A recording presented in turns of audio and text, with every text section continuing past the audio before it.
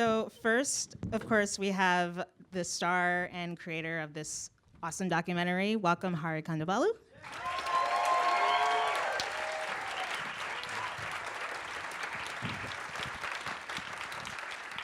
We'll also have our director, Michael Melamedoff. Yay!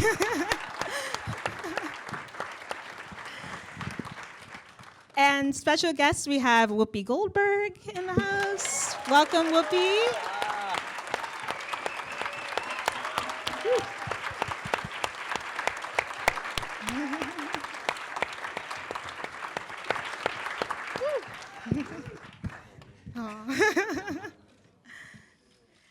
And we will also have Utkarsh Ambudkar, who you saw in the film.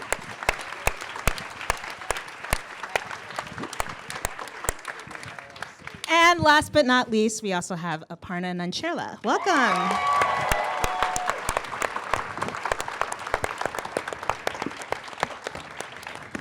I really hope I pronounced everyone's names correctly. I tried. You did not. I'm sorry. I'm sorry, Utkarsh. I'm sorry. You got the gist. Yeah. I did my best. I practiced a lot. So, all right. Have you heard from Hank? No. Well, it's interesting. There's one thing that there's a couple of things that weren't in the film. One thing was I had a phone call with Hank Azaria, but it wasn't on camera. It was like just a personal one because we were exchanging emails and he wanted to talk. And he was great. You know, he was like, I was obviously fanboying out, you know, because it's like, oh my God, it's the voice of Mo. So it was like really, as a Simpsons fan, it was really exciting. And he said that he had seen a ton of my work. He saw that clip, obviously, and he saw a ton of my work. And he really liked what I did. And that he was interested potentially in being in the movie, but he had some issues because he worried about the edit, and he proposed a solution. And the solution was we had to do it on Fresh Air with Terry Gross or WTF with Mark Maron, right, which would be a big forum. So in case I did something screwy with the edit, there was proof that that was not actually the context, right? And I agreed to it because I think this film partly is about accountability, right? And how two adults can have a conversation and reconcile, which is something we need an example of in this country, right? And that's where I was hoping, and I agreed to it. And maybe a month or more after, I got the email saying he can't do it. So yeah, I mean, I don't know if I'll hear from Hank, but I hope so. Like, this film wasn't a film meant to bash Hank Azaria. That's not the intent of this. You know what I mean? Like, to me, if he had agreed to do it, the tone would have been different, obviously. I probably wouldn't have hit him. You did literally bash. I did, yeah. I mean, I need to enjoy something. But I think it would have opened up a completely different conversation. I think people get points for trying. If you're willing to even have a conversation, whether we agree or not, you get points for trying. So if he still wants to have a conversation, I'm totally down. I hope he's not too pissed about some of the stuff. But yeah, I think at the end of the day, the conversation about representation and choices is much more important than the film. So, what would you say to him, like if you had him in the room right now? Like, what would be the first thing you would ask him? To do the voice of Mo? What would the second thing you would ask him? I mean, I think a lot of the questions in the film, that's what I would ask him. I wanted to know, did you make the decision to do this voice? Did you feel uncomfortable at doing this voice? Was there any point where you wanted to stop? Did no South Asian person in the course of 28 years say, hey, other than me? When you realized this was something that made you a little uncomfortable, why did you keep doing it? What is it like doing that voice in public versus doing it in a sound booth? I mean, there's a ton of things. I mean, and at the end of the day, I want to know how he feels. I don't know anything about him. I don't know his life story. I know he grew up in Queens, which made the whole not knowing Indian people thing really weird to me. But like, the fact he grew up in Queens means something. Like we're both from Queens. That's like a big deal. And I want to know what his experiences were because we just covered mine. It would be nice to know who he is and what like context he comes with, and how he decided to do voices and his feeling about each of his characters. I mean, I want to know who this guy is. Yeah. Michael, I know that your family is from Argentina, and so you can relate in a way to this sort of immigrant story. And can you talk a little bit more about how you got involved with the film and what drew you to it? Yeah, as a filmmaker, because I am, like Hari, first generation American, I think a lot of the stories that are interesting to me are stories that deal with the sense of cultural outsiderism. I'll be the first to say that, you know, Hari and I don't share all of the same experiences. In a better world, a South Asian director directs this movie and not me. But there was certainly enough of an intersection between our experiences, and I think what we understood about the way that our parents were perceived in this country, the way that their accents were perceived, what it meant for us to feel like we neither belonged here fully in this country or in the country that they came from. And that, I think, promoted a strong bond and a willingness to hear each other's ideas. I think one of the best things about this film is that I know Hari really values discourse, because there were plenty of times along the way of this process of this film where we disagreed about how to frame interviews, about the edit, and There wasn't enough me in it. actually I do agree with that. I would like to see a little bit more of it. But what I saw was enough of my own experience to really want to try and help him speak to his, and find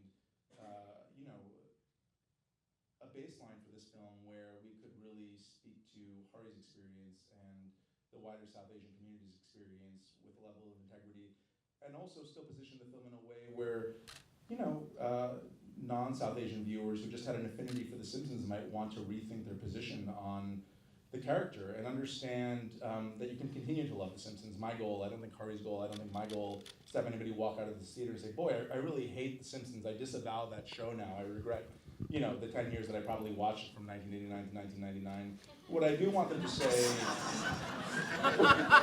what I do really want them to say, though, is, oh gosh, that was a real blind spot that people had and that people continue to have. And if we really want to change the conversation, it's not about erasure, it's not about eliminating this character. It's about facing the character directly, and it's about looking at the conditions that created a system where this character could thrive. This film isn't really about The Simpsons at the end of the day. It's about how does a character like that exist, and how can we still see traces of those things today? And how come there isn't the diversity we need 30 years later in writers' rooms, and who is producing these things, and who are the executives, and is there enough diversity there for something to be greenlit and done properly? Well, I think one of the interesting things about the fact that you weren't able to get Hank to talk to you on camera, and as you say in the film, is that he was able to sort of decide this on his terms. And I just think about the conversations we always have about this, about diversity, about representation. I look at our panel now, we are all, people of color, and like, why aren't the white people the ones who are talking about it? And I feel like Hank's sort of evasion of it is problematic. I don't know if anyone wants to speak to that, but I feel like this is a conversation. You want to do it, man? Yes, Whoopi, I'll take this. Good, because I've been here before.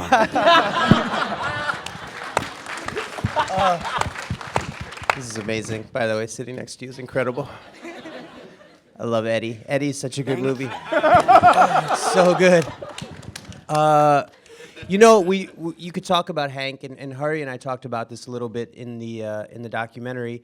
Hank Azaria is like this idea, right? He becomes this sort of shadow over this documentary, and in many ways he's been this shadowy figure like over our lives in the form of this character, APU. But we are sitting here, with a documentary that is premiering at this festival, and the fact that you got so many people who I'm gonna guess many people in this room recognized in the film, and that we have so many now South Asian figures who are public and successful and playing interesting characters, or at least trying to get there. We're still very young in this country, in the media of this country, and I think that the fact that this dude or this character frustrated you and upset you to the point that you made this piece of art and you brought it to everyone, and hopefully more people than just that are in this room see it, is a success and a testament to sort of where we're going as a community. I got to bright side it. That's what I do.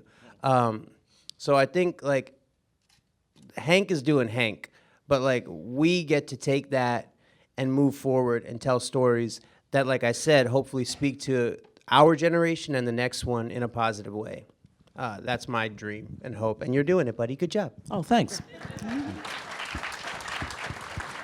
I mean, Hank is a voice actor who took a gig. Nobody thought, most times when you take a TV show, it doesn't last for 30 years and keeps going, right? So, I mean, in another world, this thing gets canceled after 2 seasons, which would have been terrible for all of us, to be honest. And because, I love the show. And he would have moved on to something else. Fisher Stevens didn't have to do brownface for 30 years. He did it in a movie. He wasn't allowed to enter India for about 2 decades, and which is true. And he moved on. So I mean, I sympathize with his position. I think Hank is really a stand-in for a lot of other things. And unfortunately, I happen to make a movie about this and him. So. Yeah, and I just wanted to add, I think in the end you were like, the answer was inside me all along, which was really nice. But that's what happens when you can't get Hank Azaria. No, but I feel like that did make the larger point of you didn't need a white man to give the final determination of what this meant and what it should mean to us now. Like that, I feel like that would have undermined the whole message. So really, he gave you a gift by not showing up. That is a great way to look at it. Yeah. Look, one of the reasons I wanted to do this is because once Hari explained to me, I was like, how did I miss that? How did I miss? Because, I always like to think, I recognize it when other people are being left. I miss this. And I thought, shit, if I missed it, who else has missed it? Because you don't know. You think you're on top of stuff. And when you realize that you also have to look over and see other people who are going through the same thing, and to have some, because I didn't watch The Simpsons. I didn't really watch, I didn't understand it. It wasn't for me. But that's just me. But to hear you say this was the first character that people met, and this is where it took us. And when I listened to y'all sitting and talking and saying, thank you, come again, people would make the effort to roll down the window and yell that at you or call you up, who I think, God damn, how did I miss this? And this is so important because what it will do, and people call PC, they say, oh, this is PC or that's PC. PC now really only means, we're not gonna take it anymore. It ain't funny to us anymore. And so that's that's when people say, oh, it's PC. Yeah, it's PC because I don't wanna hear you doing it. So if you can figure a different way to annoy me, I'm all for it. So I'm so thrilled with this because I think so many people didn't know, didn't realize, and maybe it'll jolt them a little bit. And you can't ask for more than that, I think. I think a big part of this film to me also is it was really important to have Whoopi in the film also because I really wanted to contextualize this particular character in the larger history of racial representation in this country.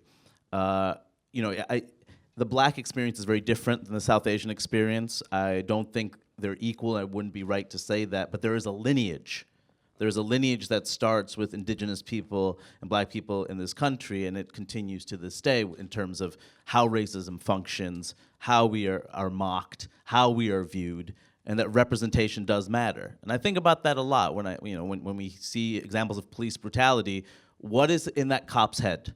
How come he was willing to do that? What images are in his head that he saw over and over again in the media, right? Post 9/11, I think a lot about all the South Asian people that were deported, detained, and harmed, right? I'm thinking to myself, what was in their head? How come they were not able to see this person as one of them, as an equal, right? They had 2 images to work with post 9/11. They had 2 images of brown people. They had Apu from The Simpsons, harmless convenience store character, and on the other side, they had representations of terrorists.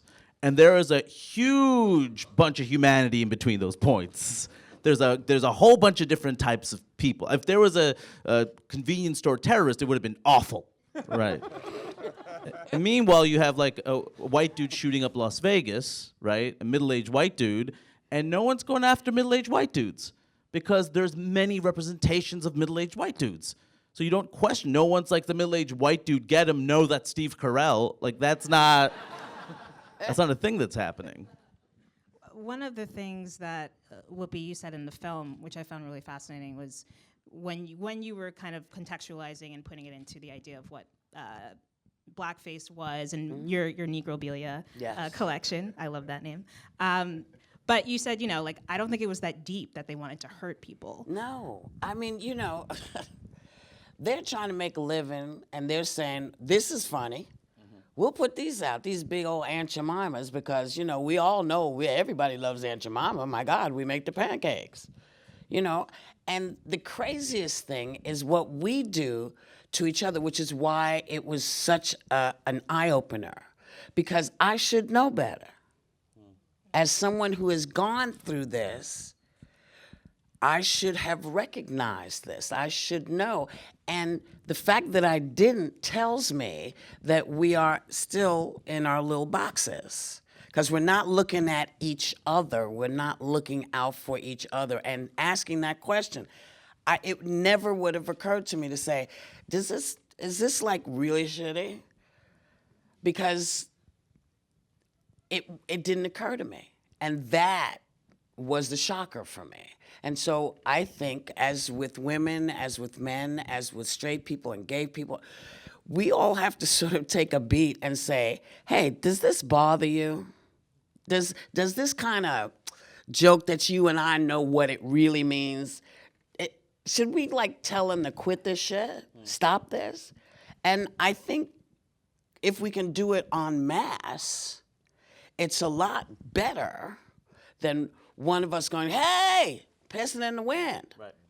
Let's all do it together and stand so it blows that way and hits folks and makes them realize what's happening. Because at the end of the day, I think that's the point you made in the film too. It's like they just want to sell some cookie jars. That's it. At the end of the day, I think it does come out to capitalism. Like, is this going to work? Am I going to make money off of this? I'm going to keep doing it. Oh, people don't like this anymore? I'm going to stop doing it. Yeah. I mean, I don't think the idea of a diversifying media that we're seeing now, I don't think that's happening out of goodwill. No. I think they figured out, oh, they have money too? Okay. I mean, that's what's really happening. I know this film wasn't going to be made 10 years ago. If it was going to guarantee some critical acclaim and money, it would have been made. But that's not how this works. At the end of the day, are we making money off this? And that's why I think it's incredible when you see all these creators now coming from the internet, like whether it's Issa Rae or whether, there's so many examples of people who are, Lily Singh, who are able to create their own world and followers, and then the media goes to them. The networks are like, you know what? It's strange. All of a sudden, I think we can help you. I don't know what it is about you and your 4.5 million followers on Twitter, but I think we can use you now. And I mean, that's part of it too. But again, to Whoopi's point, if you do push enough, people are going to start feeling weird about it, and then they're going to stay away from it because they might lose money out of it. Michael? I was just thinking, it's really easy to criticize obvious racism, the big obvious signposts of racism, but the kind of soft racism that APU represents is just as dangerous. It might seem innocuous, but I think in a lot of ways it's more dangerous because that's the racism that everybody can absorb. That's the racism that sits and settles and ultimately mutates into something that's a lot more devastating because people just accept the tenets, that are associated with it. I mean, that's the subtle racism that, is in people when they make a choice about who gets a job.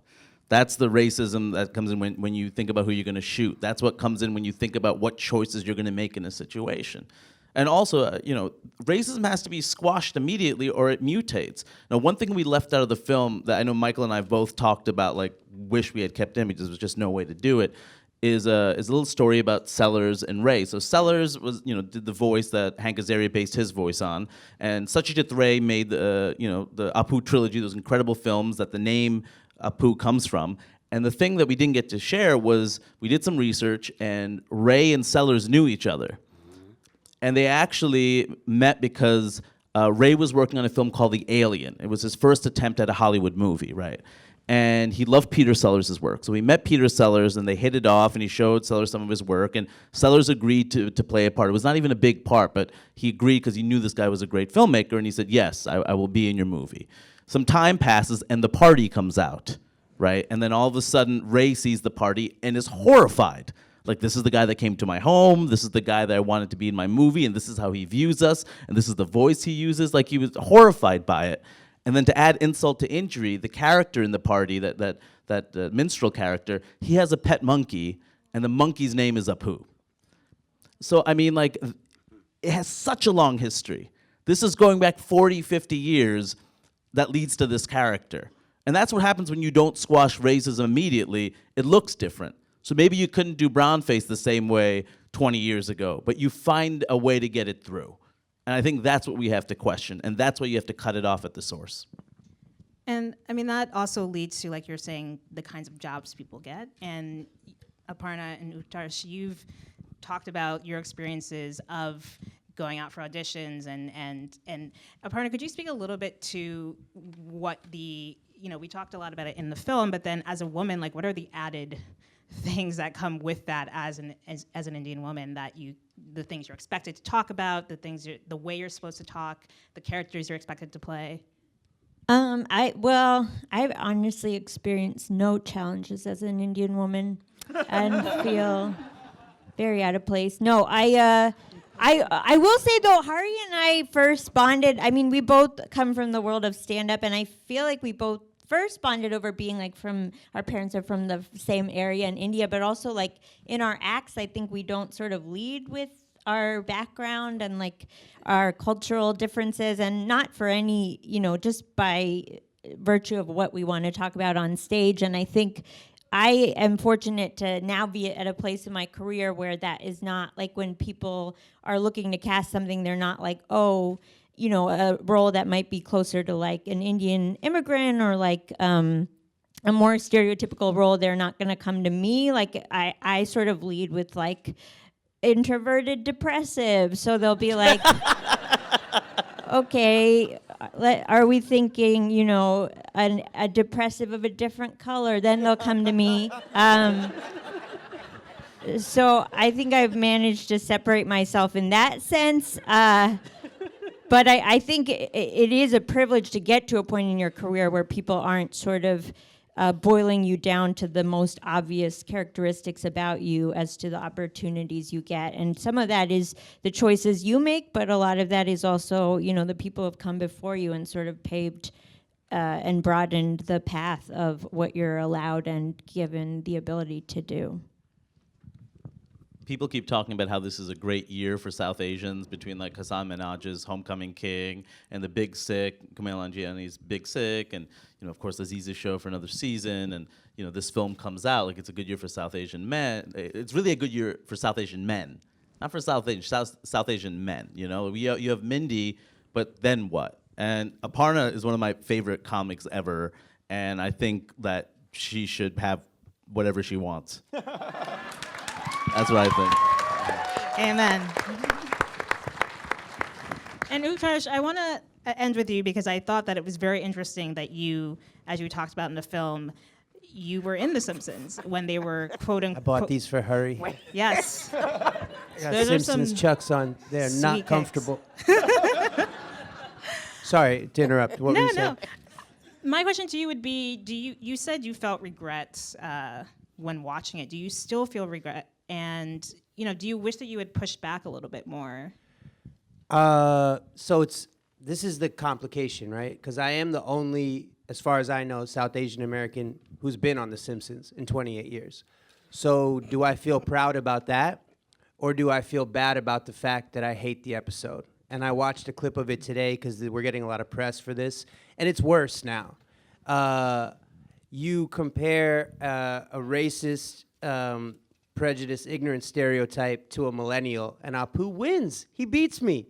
And then The Simpsons wins, and sort of, what does that say? So how do you feel about that? This is the struggle that we have. Do we go, like Hari said, do we go for the money, or and feel proud about the fact that we're even in the game, or when we get there, and by the way, being the only one in the room, which we usually are, how much can we fight if you aren't fighting for us?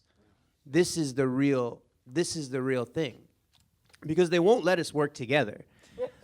She's hypersexualized and I'm asexual. I have no dick and she gets to go off and be the exotic one, and Vin Diesel chases her and all that stuff, and the two shall never meet. So this is how we're seen in media. So this is where I'm at. And you know, the fact that I'm here and able to have this conversation is a result of hard work by like Ajay Naidu, who I saw earlier, Asif Manvi, Sakina Jaffrey, Russell Peters, the people who came before us and fought the cabbie, store clerk battles, so that I can sit here and tell you about being on The Simpsons. You know, like, I understand from whence I came, but I don't have an answer for that. All I can ask you guys is just think about it for yourselves. And if we're alone on an island trying to get support, it doesn't really work, you know? So I want to tell you something. It's crazy. So forever, I was the downtrodden woman, the black woman fighting for shit. And then I was the housekeeper. And I've made probably 100 movies now. Including Eddie. Including Eddie. And yeah, you got to stay in the game, because the only way people are going to see that you're there is if you're there. And every time you make a stride, you make a path. And every path that you make widens and allows other people to walk with you, so that you don't have to keep doing just that. It's a bitch and it's hard. But I'm telling you, it's so worth it, because once you're in that place where you're saying, yeah, this is how it needs to be, and no, I'm not going to do that. See, I did this, and here's what it did, and now I want to do this. The path is wide enough where they can't do anything but say, yes, I understand. And you think of it as being, it's bothering you now, but I'm telling you, you're here and we see you, and you can now say, as you said, here's what I think about this. And you make the path bigger. I believe, I'm like you, I want the positive. I want it to work, you know, but it has to work through education. And if you're not there, you can't educate. So I'm glad you're there. That episode, that's only a blip in your career, baby. That's just a blip. Careers are interesting, and shit gets better, and then weirder, and then better and weirder. So I say that to all of you.